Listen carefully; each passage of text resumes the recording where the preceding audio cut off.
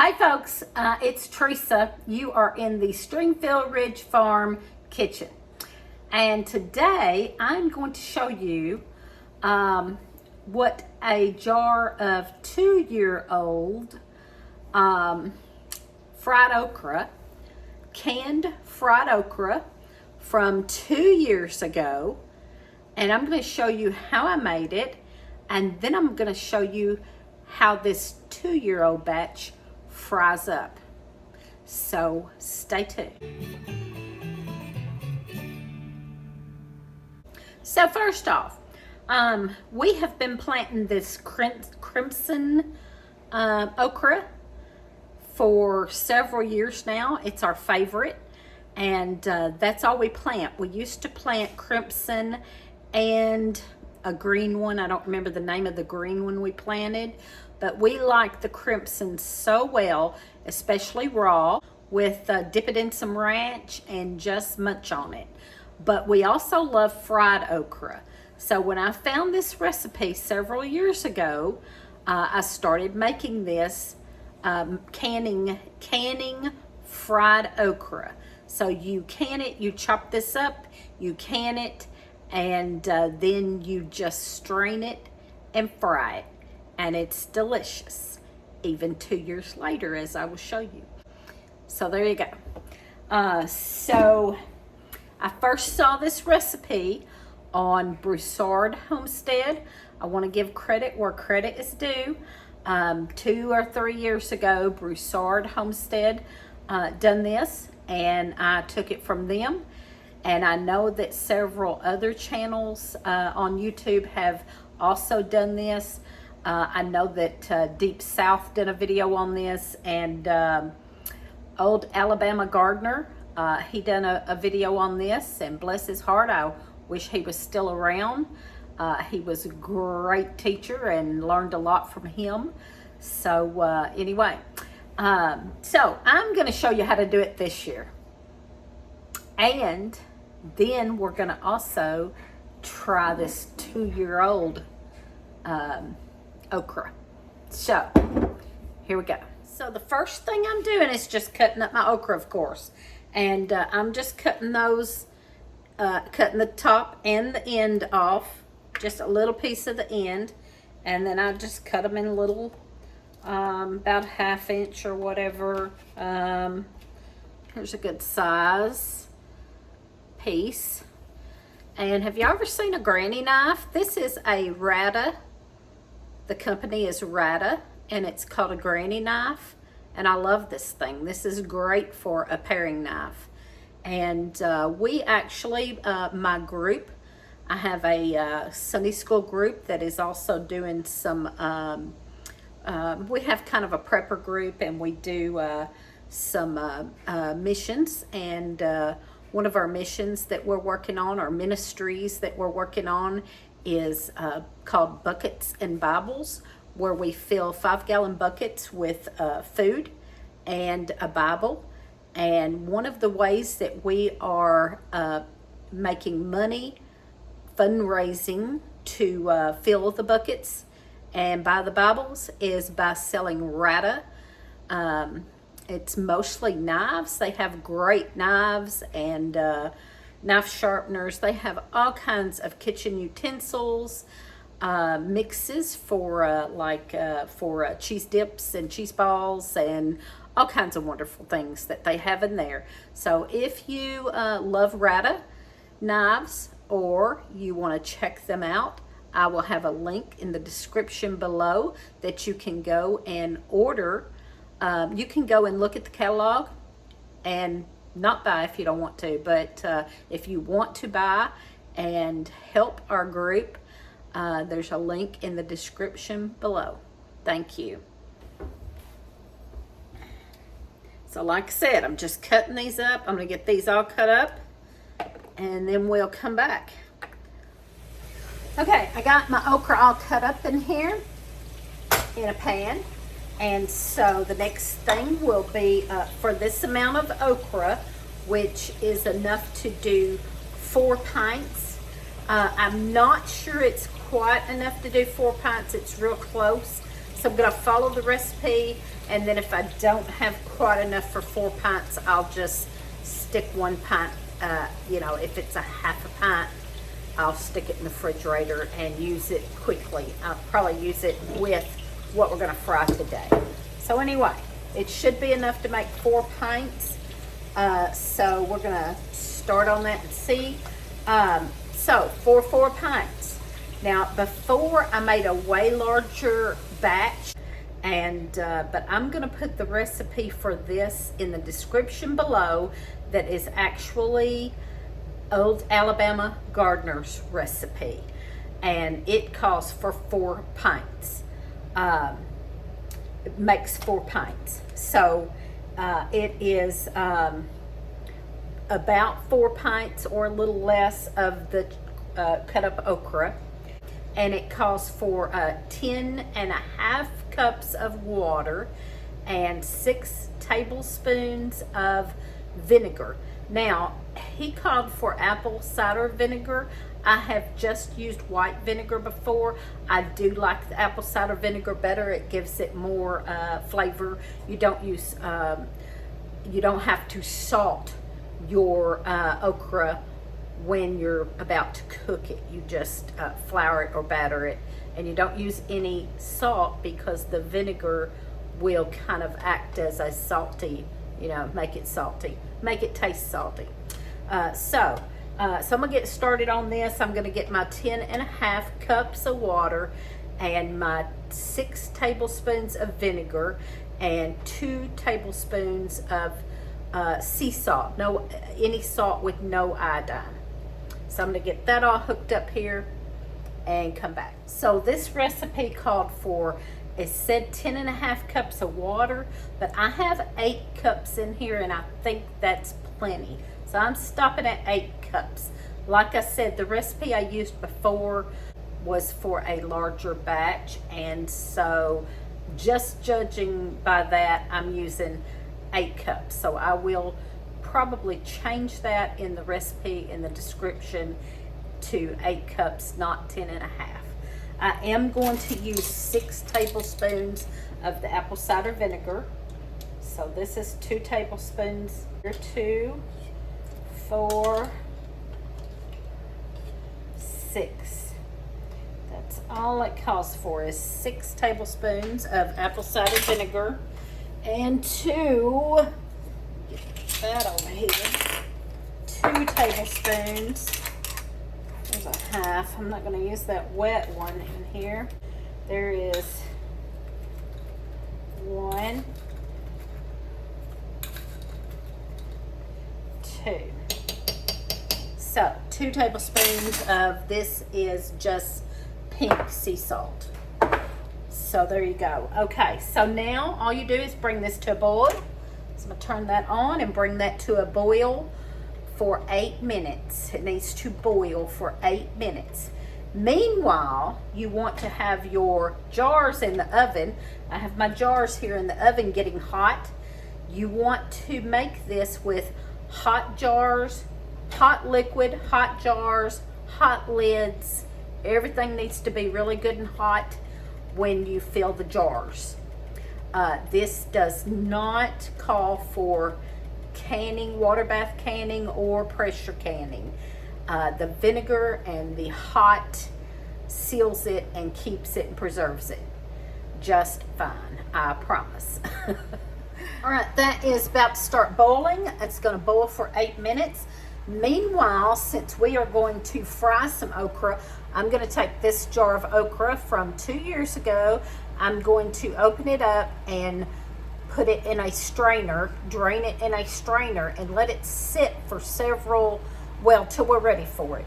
I'll always let it sit for a good 5 minutes. So I'm going to do that now and let it just sit until I'm ready to fry that up. Okay, this has boiled 8 minutes. Now I'm going to work quickly so that I can get my hot jars out one at a time and do everything hot. So I'm going to try to work quickly here and just let this play. Probably won't say a whole lot maybe, but I'm just going to grab one jar at a time and start filling these up. And what I like to do is make sure I get some okra in there first and then some liquid. So let's see. Not sure how much this is going to make.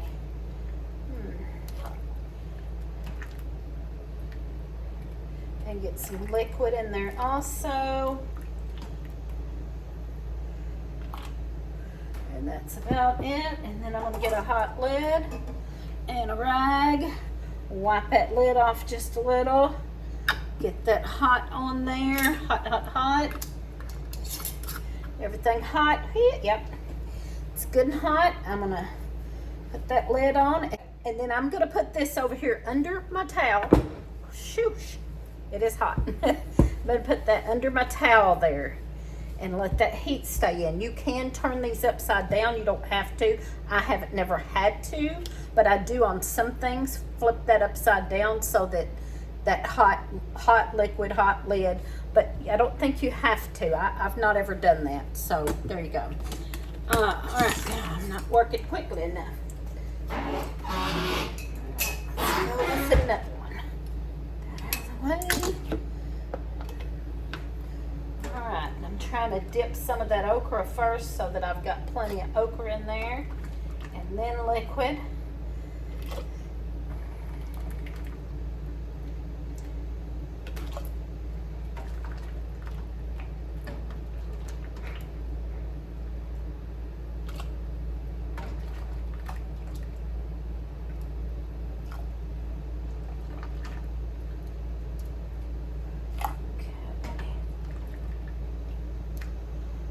You getting the idea? I'm fixing to go ahead and stop this. So I'm just going to keep doing this, and I'll come back in a minute to fry up that okra from 2 years ago. All right, now we've got the cast iron skillet over here. Let me move that. We've got the cast iron skillet over here ready to fry up this okra. I'm just using some coconut oil. You can use lard or coconut oil, or whatever you use to fry with. We like lard or coconut oil, and this is coconut oil from the Amish store. So, use it. Don't take a whole lot for a small mess like we do. That's probably plenty. Set that all aside and get that out of the way. So I buy this big old coconut oil at the Amish store. It was $14, but it's huge. It's huge. It's a way better deal than anywhere else. If you're lucky enough to have an Amish store near you, try them out. All right, so I have strained my okra and let it sit for a good 5 minutes. No salt, no nothing, just strain it out. And then I have flour. Now you can batter. You can use batter or whatever you like. We just like flour. It's fine with us, so that's what I'm going with. And I just dump that strained okra right in that flour, and I'll give that a good mix and get that mixed up. And then when this gets good and hot, we'll just fry it up. All right, as soon as that gets hot, we'll be going. All right, so I'm gonna got my canned okra going over here. You may hear that pop in a minute. So I'm gonna just mix this up in here. Like I said, no salt, no pepper, no nothing. We just like it just like this. So I'm just gonna mix that up in there and get that good and coated. And since it is good and wet, it coats really good. So there you go.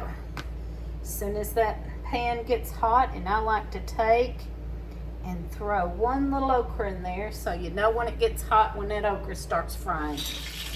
All right, that one piece of okra is starting to really fry up there now. So I'm going to take the rest of this and get it in here.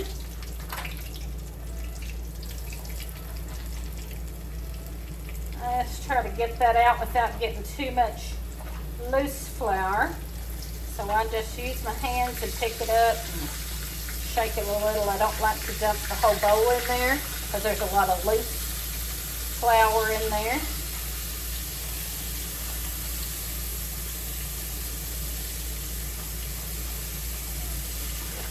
that. Scatter that around. Get those last few. If you have watched my channel much or listened to me much, you know that I don't claim to be a very great, confident cook. I'm not a great, confident cook, but there's some things I do pretty good, and this is one of them.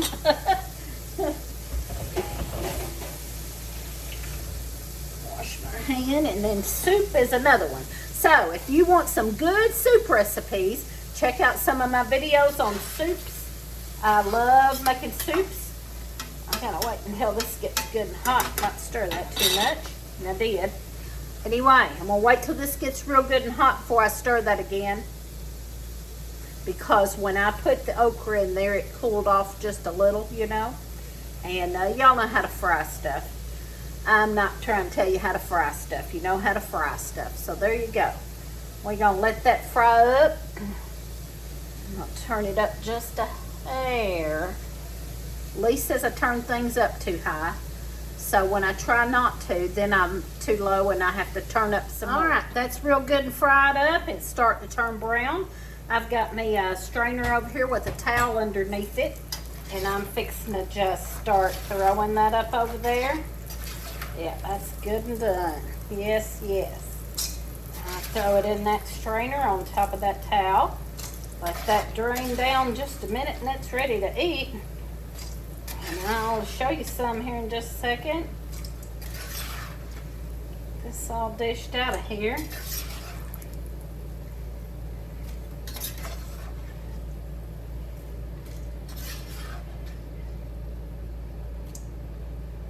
There we go. That's all of it. Turn that off. Get that pan out of the way there. All right, let that strain over a minute. And this is delicious, y'all. If you've never tried this, you need to try it. And trust me, you can't put up too much of it because it will last several years. And I'm gonna tell you on one of Old Alabama Gardener's videos of doing this, and I believe it was in a comment on the video, and he told someone that he had ate it 5 years later. He had fried some up that had been canned 5 years earlier. This is only the second year for this batch, and I know that it's really good, but I know that I've got a lot of it canned up, so I'm hoping it'll stay good for 5 years. That'd be awesome. So it tastes almost, I ain't gonna lie to you, almost as good as fresh. I ain't gonna say it's as good as fresh, but it's pretty darn close. So if y'all haven't tried this, try it out. And go ahead and show you here. If you can see that in there, it's delicious. And didn't need no salt. It's hot. Perfect. Perfect, y'all. That's perfect. So, there you go. Give me a thumbs up, comment, and if you're not subscribed to our channel, please do. And this recipe will be in the description below, along with that RADA knife link I was telling you about. And go watch some of our other videos. We have some cooking videos. We have foraging videos. We have a little bit of everything. So check us out if you haven't. Thank you for watching. So I have been known to burn things. We'll edit that out.